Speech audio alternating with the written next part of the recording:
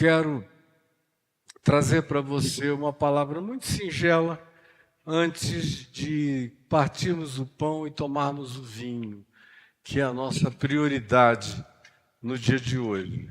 Está no Salmo 46. Se você puder ler Salmo 46, não sei se dá para projetar, mas eu leio na versão revista atualizada da Sociedade Bíblica do Brasil, mas em qualquer uma é a mesma coisa. Pequenas variações que não alteram nada.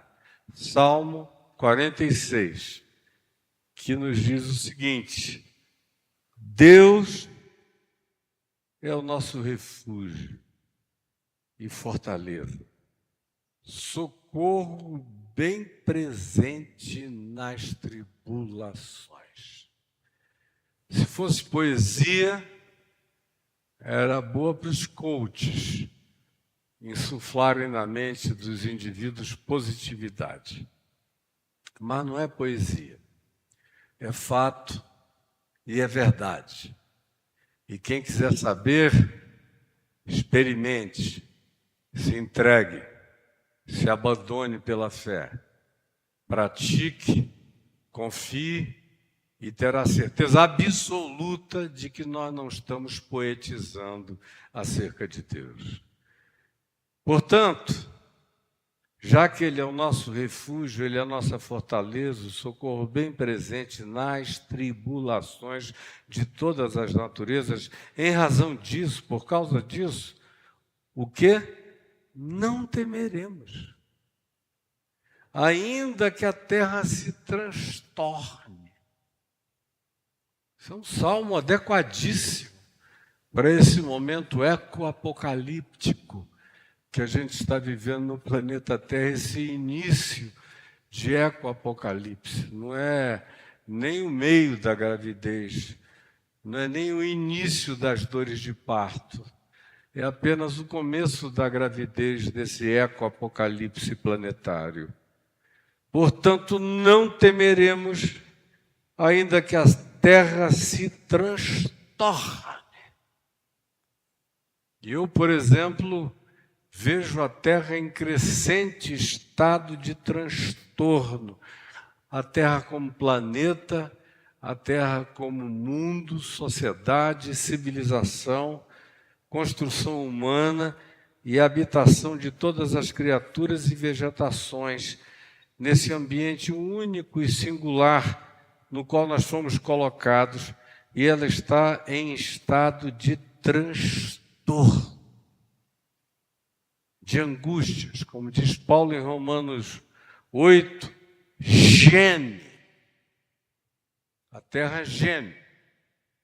E eu teria evidências, inclusive, de naturezas variadas científicas para mostrar a você como a terra está, de fato, gemendo e sofrendo alterações em várias das suas regularidades de bilhões de anos acontecendo do mesmo jeito.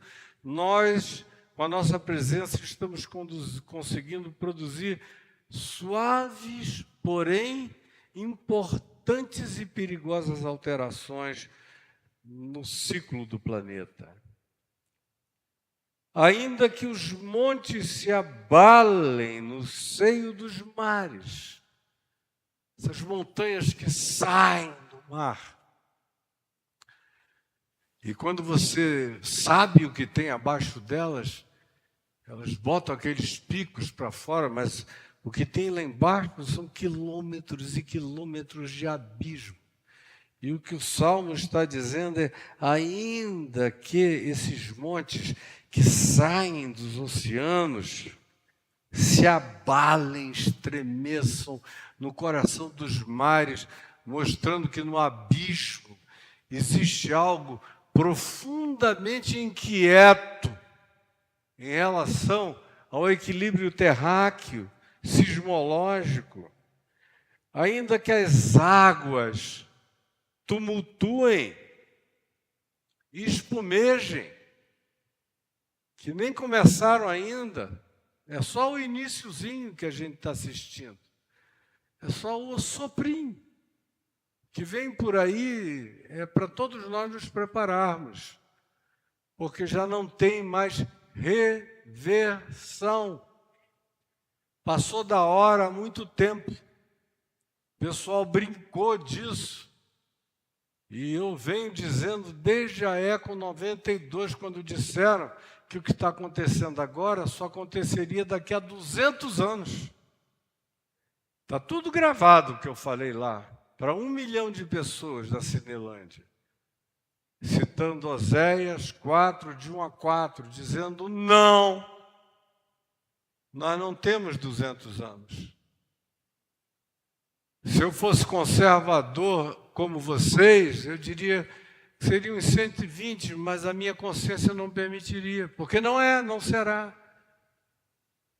Se eu fosse ainda conservador, como vocês tentam ser, porque estão sendo patrocinados por uma quantidade enorme de multinacionais que pagam para não haver alarme e eles não mudarem o ciclo das coisas, eu lhes diria que nós não temos nem 80 anos.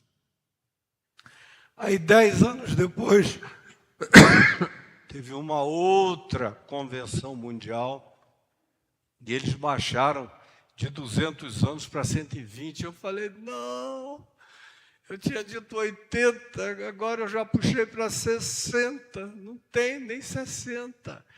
Aí eles puxaram de volta para 80, 10 anos depois. Eu falei, não, agora, gente, os meus netos vão ver, vai bater na nossa cara, eu vou estar vivo.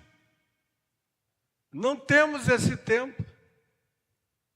E, recentemente, a conclusão que se chegou é que, assim como acelerou, não por adição nem por multiplicação, mas uma multiplicação com crescimento exponencial, a desconstrução, a desconexão no mundo inteiro, o processo de reversão é de adição lenta e não se reverte de natureza exponencial em nosso favor de modo algum, de modo que a aceleração não encontrará uma desaceleração em equivalência exponencial favoravelmente a nós. Portanto, passou da hora. E todo mundo só quer sair bem na foto. Discutem, discutem, discutem, mas continua tudo como dantes no quartel de Abrantes. E essa semana alguém me perguntou num podcast, a que o senhor compara essa situação? Eu falei, é como um ser humano, dono, pai de família, que tem uma casa bonita, que pega galões de gasolina e sai jogando em volta da casa, depois esparrama nas paredes por fora, depois entra e joga em todas as paredes, em todos os móveis, enquanto a família dorme no segundo andar da casa, e ele vai jogando nas escadarias, joga em todos os quartos, em todas as cortinas, joga o fogo e se deita para dormir ao lado da esposa e dos filhos, achando que tudo vai acabar bem.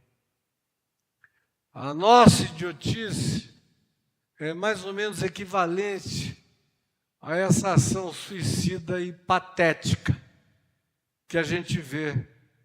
E aí aparece um Elon Musk dizendo, não, vamos 5 milhões de nós para Marte, 200 graus de calor, cheiro de ovo podre, enxofre, é um próprio inferno lá, para você viver numa bolha. E ninguém quer fazer nada para reverter o processo do mundo.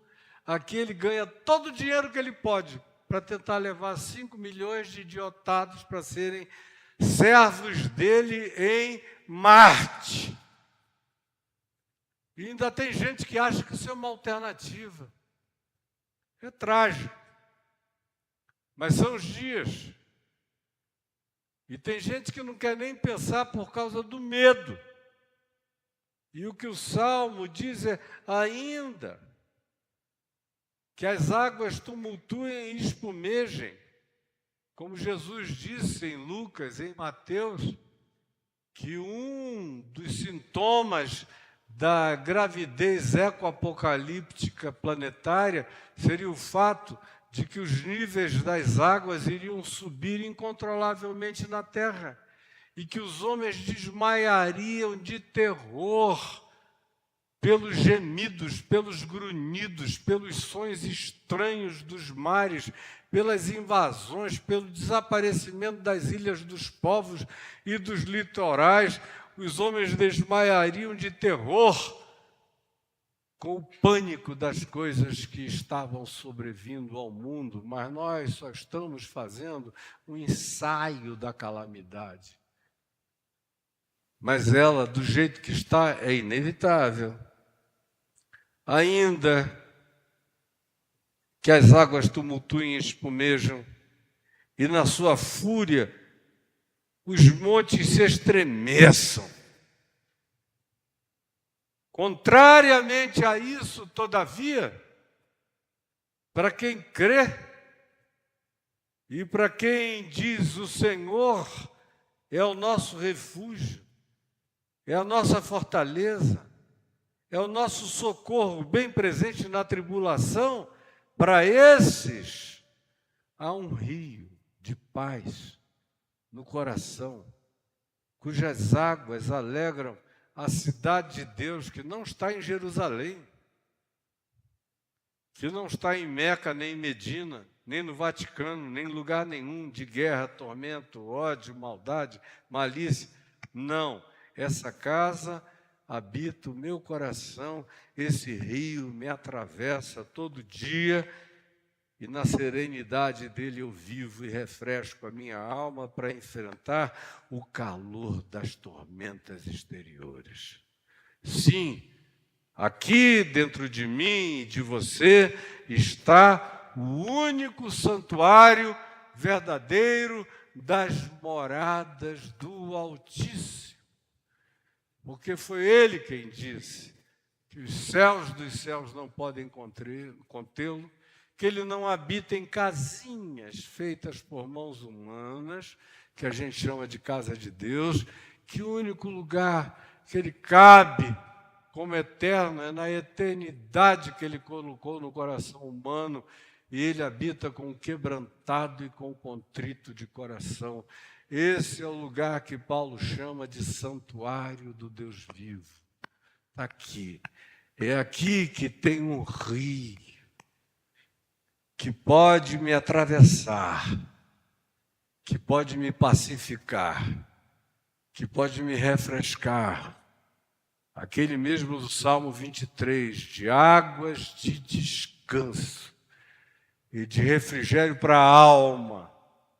Não é um lugar fora, é um lugar dentro. Tem que ser em mim e em você, ou não será em lugar nenhum na exterioridade. E aí o verso 5 diz, Deus está no meio dela, Emanuel, habitando o meu ser, me garantindo que Ele é meu refúgio, minha fortaleza, meu baluarte, me livra da tribulação. Ele está em mim, Ele é Emanuel, Ele é Deus comigo, Ele é Deus conosco, Ele é Deus me habitando, desde sempre, e eu não serei abalado. Me perguntaram outro dia, num programa de TV, em algum lugar que eu já nem me lembro onde, escuta, se você tivesse que ficar para o fim das coisas, o que você faria se avisassem para você que era a última hora, o último dia, o último momento? Eu falei, eu ia ficar num lugar bem posicionado, com os olhos bem abertos. Aí a pessoa falou, mas para quê? Eu falei, se é o último momento da existência na Terra, eu quero ver com os meus olhos bem abertos. E fique chocada, sem nenhum medo. Porque é um negócio que faz bum, explode tudo. E eu entro numa glória que excede a todo entendimento, a morte já morreu por mim, eu não tenho medo nem de nada, nem de ninguém, nem de coisa alguma, porque o Evangelho tem esse poder de realizar isso em você, se você quiser. Se você não quiser ser só religiosozinho, mas se você quiser que a raiz da eternidade se plante dentro de você, você se torna uma pessoa assim. Isso não é leitura de livro, está escrito na realidade do meu peito, do meu ser, todo dia. Eu sei que é e não é fanfarrice, é fato da fé, sem medo mesmo. Há um rio e há um descanso. O Senhor está aqui, no meio disso tudo. Eu não serei abalado. E Ele me ajuda antes do dia começar. Anteontem Ele já está dizendo, não se preocupa com amanhã, com depois, nem com coisa nenhuma. Basta cada dia o seu próprio mal. Quanto a você, caminhe nessa certeza, abraçado por esse refúgio. E aí ele prossegue dizendo, bramam nações, como a gente as vê bramindo, de ódio para lá e para cá. Esse ano, essa semana, as Nações Unidas foram um espetáculo dantesco de ódio, de loucos, de todos os tipos. Reinos se abalam, mas ele faz ouvir a sua voz e a terra se dissolve. Quando a fala dele vem, e a gente ainda não tem a menor ideia do poder dissolvente dessa voz de Deus, mas que ela vem, ela virá. O Senhor está conosco. Isso devia acabar com toda a história. O Senhor está conosco. Você pode repetir isso sem ser um jargão, mas uma convicção? O Senhor está conosco. Mais uma vez, o Senhor está conosco. O Deus de Jacó é o nosso refúgio. Repita, o Deus... Eu gosto quando diz o Deus de Jacó, porque Jacó significa o enganador, o suplantador, aquele cara relativo, totalmente ambíguo, ambivalente, portanto, um sujeito que, de certa forma, eu não queria ter sido pai dele. Graças a Deus, lá em casa não tem nenhum Jacó. Os meus filhos são melhores do que Jacó, no caráter, na prática, no sim, sim, no não, não, na hombridade. Jacó era um cara complicado. Não é à toa que ele teve 12 filhos, quase todos infernais e infernosos. Eu não queria ser avô de nenhum deles, nem pai de nenhum deles, exceto de José, que era um carinha melhor, porque os outros todos queriam matar uns aos outros. Foram estupradores, chacinadores, malignos, perversos. Aquela genealogia das tribos de Israel, não é à toa que Israel tenha existido para dar tanto trabalho, todo o Velho Testamento. No Novo também ainda tenha dito diante de Pilatos, na presença de Jesus, caia sobre nós o seu sangue sobre os nossos filhos. Não é à toa que você veja tudo que você vê, porque a Escritura é que diz, vocês são muito piores do que os povos que foram tirados da terra para vocês entrarem. Vocês são horrorosamente piorados em relação a eles. E vocês estão aqui como um teste cotidiano à misericórdia de Deus. É isso que Israel sempre foi, a história bíblica inteira até o dia de hoje.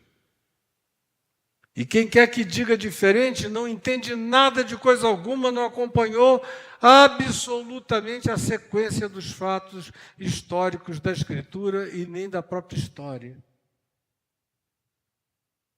O Senhor, o Deus de Jacó, o Deus dos relativos, é o nosso refúgio também. E graças a Deus, que é o Deus desse ser que não merece acolhimento, é que é o meu Deus, o seu Deus e o nosso Deus, nos ofertando o acolhimento dessa graça, desse carinho, desse amor, dessa proteção. Aí o verso 8 diz: vinde e contemplai as obras do Senhor, que assolações efetuou na terra. Aí a gente vê a soberania de Deus até contra a arrogância dos povos, das nações que se levantam, poderosos, perenes, dominadores, e depois você procura, e aonde eles estão? Acabaram com o passar de décadas e séculos, se esvaziaram, morre o tirano e o seu domínio de arrogância se dissolve. O Senhor põe termo à guerra até aos confins do mundo. E eu espero todo dia que Ele faça isso, em todos os lugares em guerra no planeta, e eu sei que Ele o fará. Quebra o arco, as armas, os tanques, os aparatos, despedaça as lanças, os mísseis, queima os carros no fogo. Esse é aquele que diz: vem a mim e eu vou te dar refúgio, abrigo, fortaleza, vou deixar passar um rio de paz dentro de ti, e não tenha dúvida sobre o que seja o meu amor, porque eu sou refúgio também de gente como Jacó. Portanto, tem lugar para você e para mim. E não importa qual seja o cenário,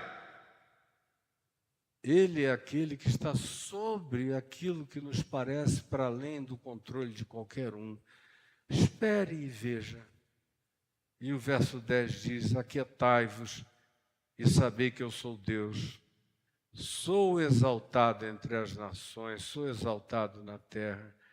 O Senhor está conosco. O Deus de Jacó é o nosso refúgio.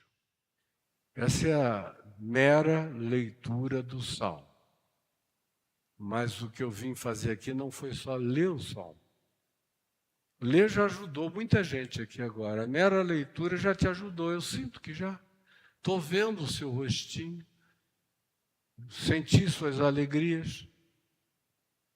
Percebi algumas manifestações, alguns eflúvios de felicidade, de brotamento de fé. Mas não foi isso que eu vim dizer, e o que eu vou dizer não dura mais do que 15 minutos. Preste atenção. Eu vim falar sobre o absurdo da construção poética deste salmo e que é coerente com uma quantidade enorme de outras manifestações da fala divina nos salmos e nos profetas. Veja que a grande ênfase está naquilo que a gente não quer como expressão que defina a nossa construção de nenhuma fala em relação a Deus, que é a expressão ainda que. Ainda que. Portanto, não temeremos a primeira manifestação no verso 2, ainda que a terra se transtorne. Aí a gente encontra uma segunda. Ainda que as águas tumultuem e espumejem, e na sua fúria os montes se estremeçam. Esse ainda que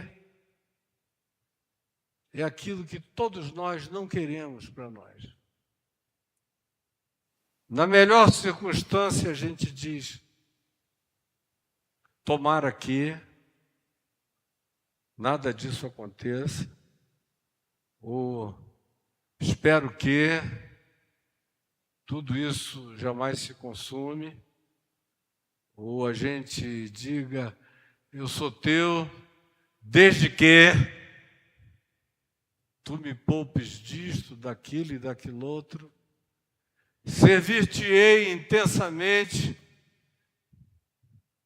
desde que continues a me poupar de todos os dissabores, dores, angústias, tribulações, apertos e fracassos e distúrbios da minha existência. A maioria de nós existe no máximo dizendo, desde que isso não me venha. São poucas as pessoas que têm essa ousadia não poética, mas de falarem sinceramente diante de Deus. Eu sou teu, não importa o que, ainda que o mundo estribuche, a terra agonize, os montes estremeçam, as águas enlouqueçam, os reinos entrem em guerras, as confusões se exacerbem indizivelmente, ainda que as chamas cheguem aos arredores da nossa vida, ainda que o calor nos toste, ainda que nós estejamos sendo abanados pelo vapor desse eco-apocalipse, ainda que o Senhor é o meu refúgio, eu não sairei correndo, eu não desistirei, eu não abandonarei, eu não terei dúvidas, eu não terei pena de mim mesmo, nem autopiedade.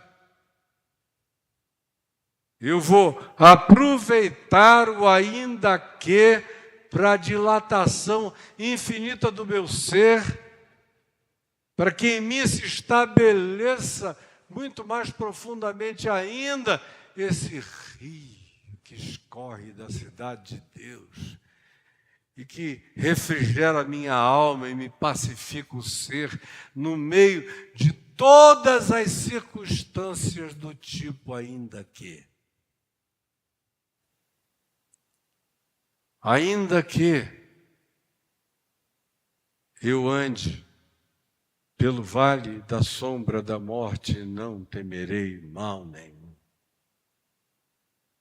Ainda que o teu pai e a tua mãe te desamparem, eu, o Senhor, te acolherei. Ainda que os teus pecados sejam impurificáveis e tu carregues as máculas mais indizíveis, ainda que aqui assim seja, eu, Senhor, te purificarei, tu ficarás mais alto do que a neve. Ainda que aquela que te pariu, que te deu a luz, negue ser tua mãe, como diz o profeta Isaías, eu, Senhor, te gravei nas palmas das minhas mãos e de ti jamais me esquecerei, ainda que. Chega em casa e veja a quantidade de ainda queis com os quais Deus se interpõe em nosso favor em relação às calamidades de todas as naturezas, as pessoais, as mais amplas e as cósmicas e as ecoapocalípticas. Tanto faz, Ele é o meu Deus, Ele é o Deus da minha casa, Ele é o Deus do meu tempo, Ele é o Deus do meu mundo, Ele é o Deus desse planeta. E ainda que, não importa o que, nada me separará desse amor de Deus que está em Cristo Jesus, o nosso Senhor. Ele é o meu refúgio. E ele se solidariza com um vermezinho de Jacó, como eu e como você. E a misericórdia dele nos cobre. E o que ele quer de nós é que a gente se pacifique.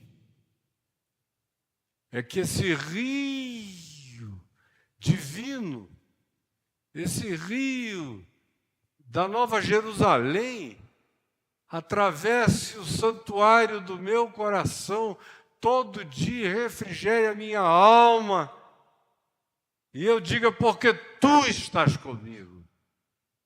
Tua vara e o teu cajado me consolem, e ainda que eu ande pelo vale da sombra da morte, não temerei mal nenhum.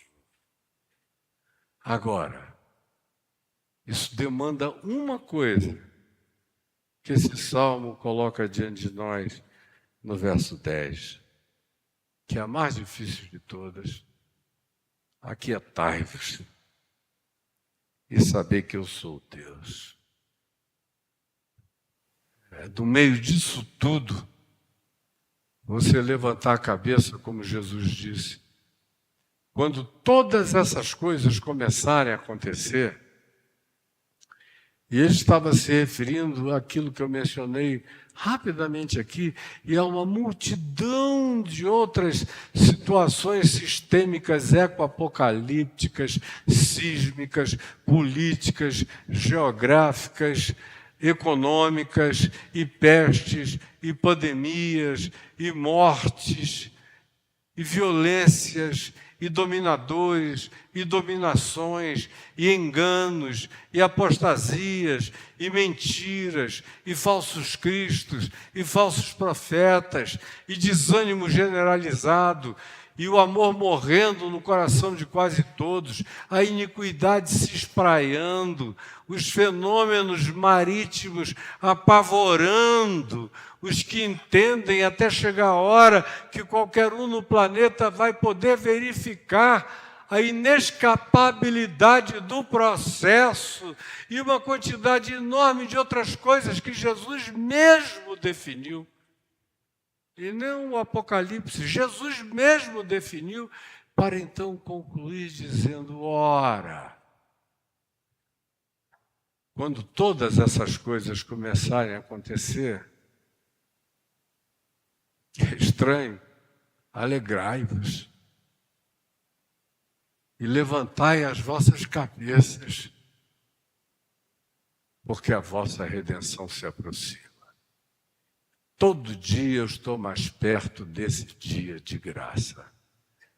Eu não sei se ele ainda chegará de maneira coletiva, visível e planetária enquanto eu esteja vivo, nem os meus filhos, nem os meus e os seus netos, mas está cada dia mais perto. E a aceleração da proximidade desse tempo está crescendo numa velocidade, como eu iniciei dizendo, exponencial.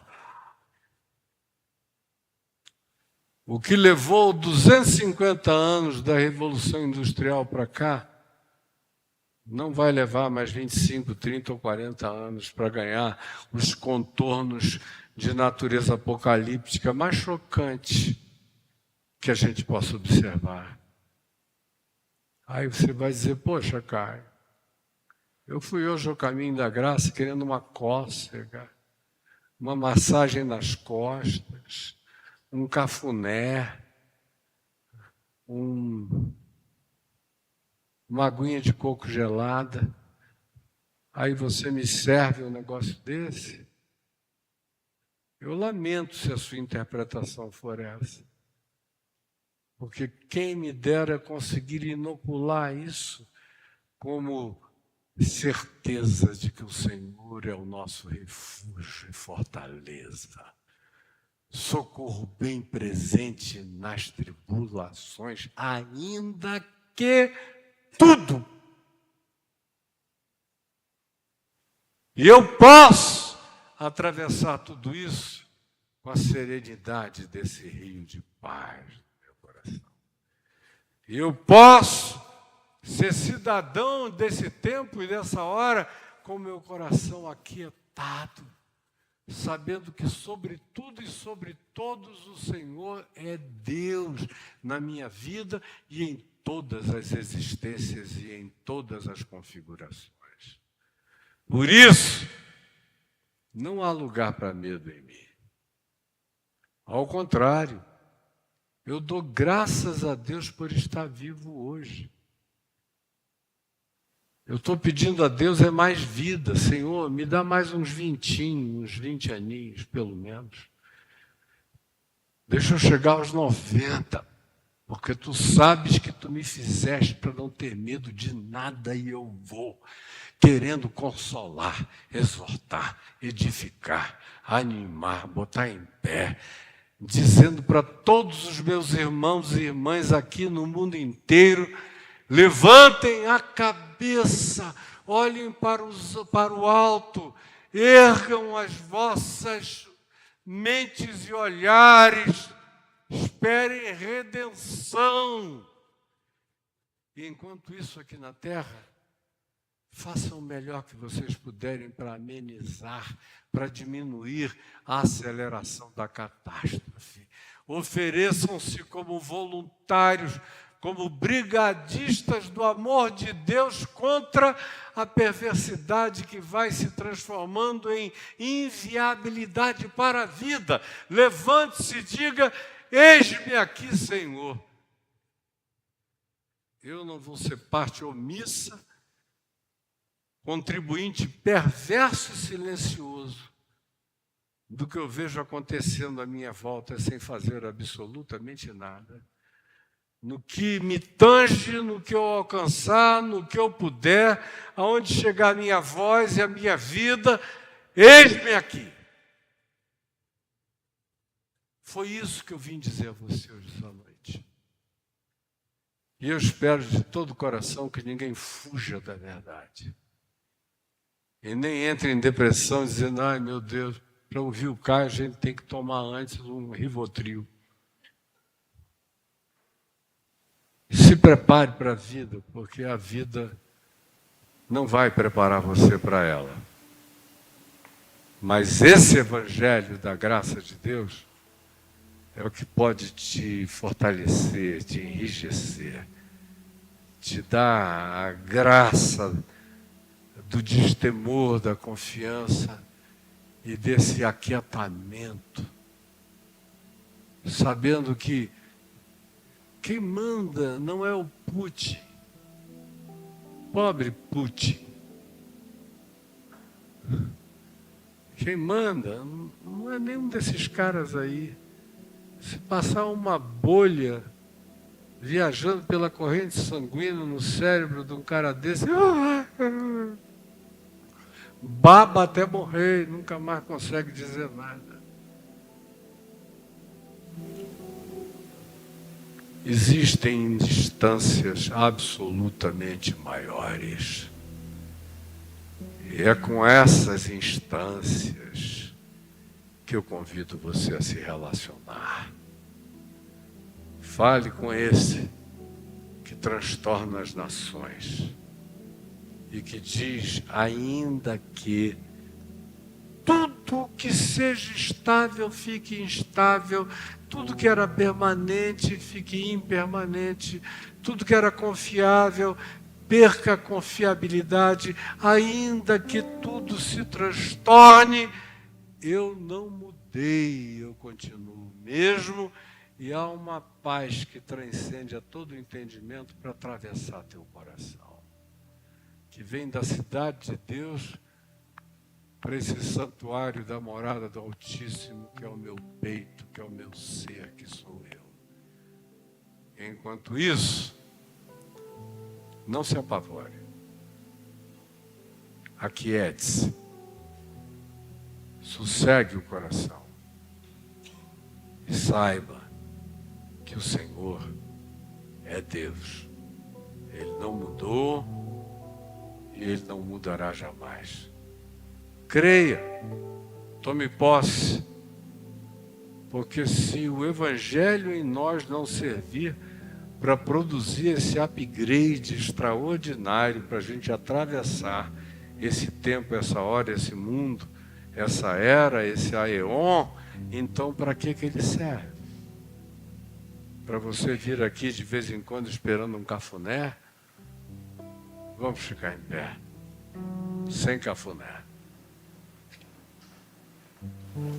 Mas eu espero que aquele soro da Nova Jerusalém, aquele soro das moradas do Altíssimo, esteja alimentando, fortalecendo, hidratando, fortalecendo todas as dimensões do seu ser, da sua existência. Agora, eu não tenho poder de fazer isso por você. Ele tem feito isso em mim e eu estou te falando com sinceridade de coração. É praticável, é realizável, é possível. Agora, você tem que querer. É algo para colocar em prática todos os dias. Não vacilar e não voltar atrás. Aquietai-vos e saber que eu sou Deus. Por favor, Paizinho, que essa palavra lida, simples, explanada de maneira completamente óbvia, tenha alcançado um lugar de acolhimento em fé no coração de cada pessoa. E que o amor, o teu amor por nós, lance fora todo medo. Que na confiança do teu amor, nós nos desamedrontemos em relação a tudo e todos. E andemos alvissareiramente nessa coragem de Deus que nos habita, que fez morada em nós. Em nome de Jesus. Amém. Amém, amém. Invadiu meus dias mais sombrios e fez morada em mim o amor. Invadiu meus dias mais sombrios, fez morada em mim. Invadiu meus dias mais sombrios, fez morada em mim. O amor,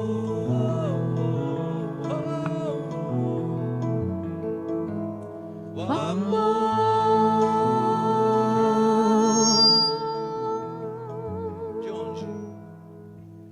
De onde vem a calma que invade, desacelera o temor, deixa vir os sonhos, abre caminhos pra seguir. Se é tão longe, não precisa pressa, o vento é quem leva.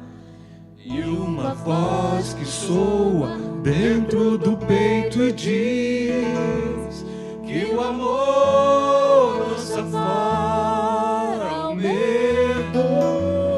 Todos nós. Me refaz e me faz sonhar de novo. Minha paz não é mais segredo. Invadiu meus dias mais sombrios, fez morada em mim. Que o amor lança fora o medo.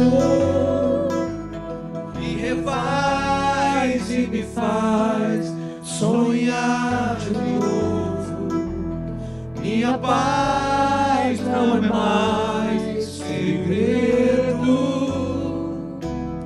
Invadiu meus dias mais sombrios, fez morada em mim. Invadiu meus dias mais sombrios, fez morada em mim.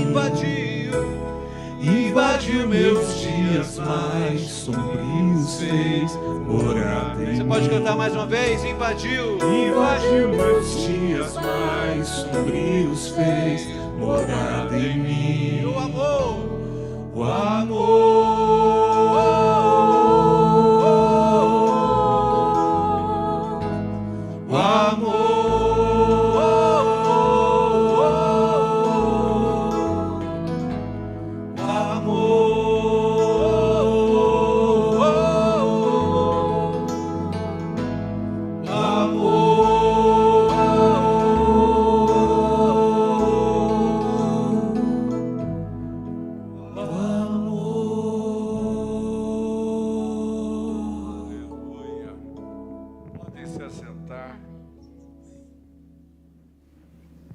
guardem o pão e o vinho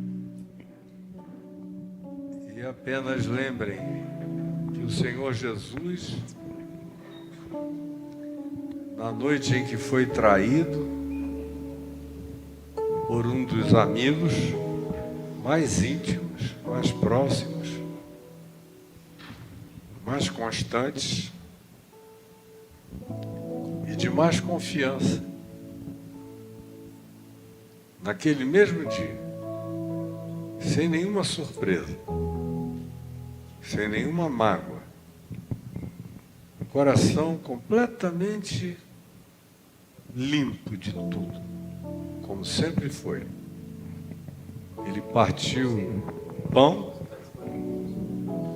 e o deu aos seus discípulos, incluindo aquele que o traía, a quem ele fez um gesto ainda mais especial. Ele molhou o pão no vinho e colocou na boca, na língua de Judas Iscariotes.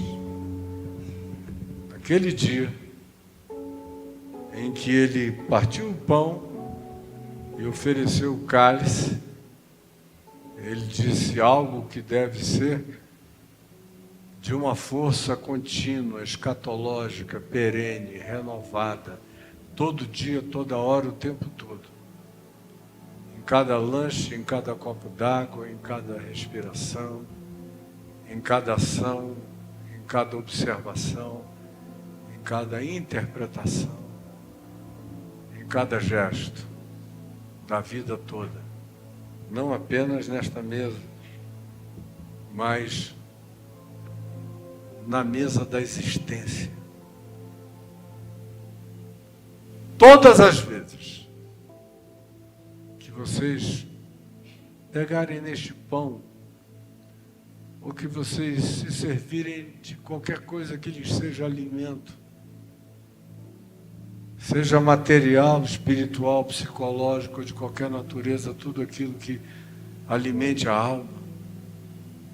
E todas as vezes que beberdes da água, do cálice, do vinho, do suco, ou da troca, ou do amor, ou do beijo, da mulher, do marido, dos filhos, da vida, em todas as circunstâncias que alimentam o ser, façam tudo lembrando de mim.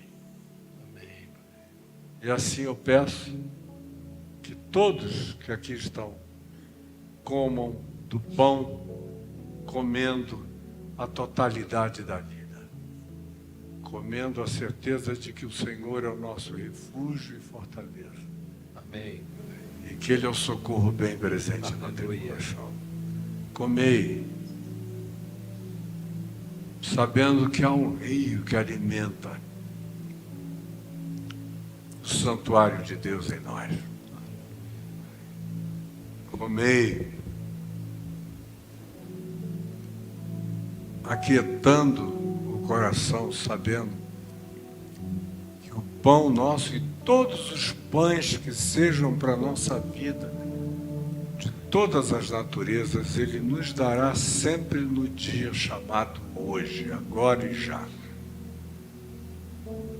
E por semelhante modo, depois de haverem todos eles comido, Jesus tomou um cálice e o deu, dizendo: tudo aquilo que alimente, que refresque, que alegre, que fortaleça, que chegue como ânimo para a vida, em todos os níveis da existência.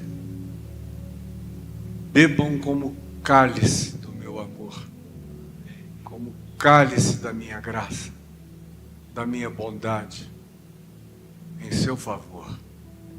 Façam isso todos os dias, façam isso o tempo todo, façam isso agora, façam isto sempre, em nome de Jesus. Amém. Rastafari.